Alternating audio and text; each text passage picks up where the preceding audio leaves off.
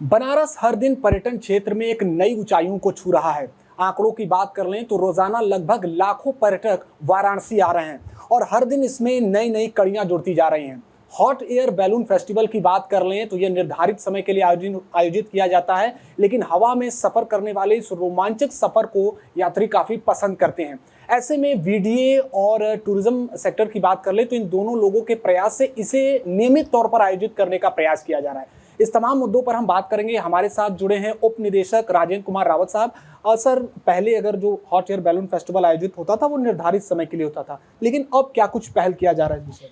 जी देखिए, मैं बताना चाहूँगा कि एससीओ इवेंट के दौरान हॉट एयर बैलूनिंग हमने 3 दिन कराई थी और उसका रिस्पांस ये था कि बहुत लोगों को ये पसंद आया। बहुत सारे लोगों ने कहा कि साहब इसको रेगुलर वे में कराइए।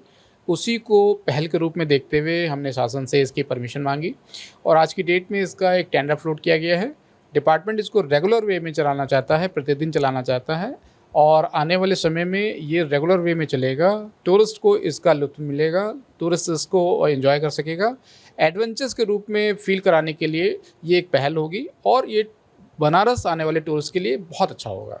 देखिए, एक बात कही जा रही है कि चाहे गोवा हो, केरला हो या फिर देश के और भी पर्यटन क्षेत्र हो, वहां पर आने वाले पर्यटकों की संख्या की बात कर लें तो उससे भी कहीं ज्यादा बनारस की हो रही है। क्या कुछ सर प्रमुख वजह है और कुछ योजनाएं क्या हैं जिसके माध्यम से और इसे गति दिया जाए? देखिए, आज बनारस आने वाला टूरिस्ट जो है वो पूरे प्रदेश में सबसे ज़्यादा है। बल्कि हम आपको ये बताना चाहेंगे कि डोमेस्टिक टूरिस्ट में सबसे नंबर 1 पे जो प्लेस है वो उत्तर प्रदेश है। उसमें सबसे बड़ा श्रेय बनारस का है।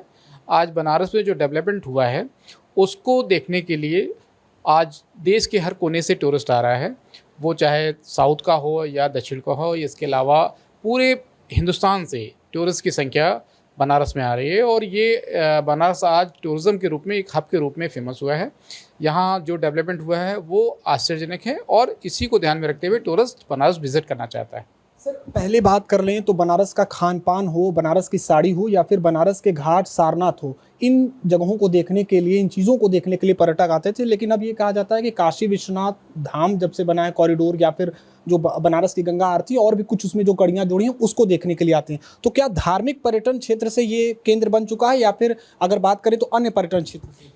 देखिए, Banaras as a oldest living city के रूप में जाना जाता है। बनारस अपने व्यवहार के रूप में जाना जाता है। बनारस अपने लिटरेचर के रूप में जाना जाता है और इन्हीं कड़ियों में बनारस में जो नया डेवलपमेंट हुआ है, चाहे वो घाट हो, चाहे वो क्रूज़ हो, चाहे वो आरती हो, इन सब चीज़ों ने टूरिस्ट को बनारस आने पे मजबूर कर दिया है और ये डेवलपमेंट आज की डेट में बनारस आने वाले टूरिस्ट को बहुत अच्छा लग रहा है। सारनाथ में होने वाला sound and light show, Banaras ghat पे होने वाला लाइट एंड साउंड शो, इसके अतिरिक्त यहाँ के क्रूज़, ये सारी चीज़ें बनारस आने वाले टूरिस्ट को पसंद आ रही हैं और इसी को ध्यान में रखते हुए सबसे ज़्यादा टूरिस्ट आज बनारस में है।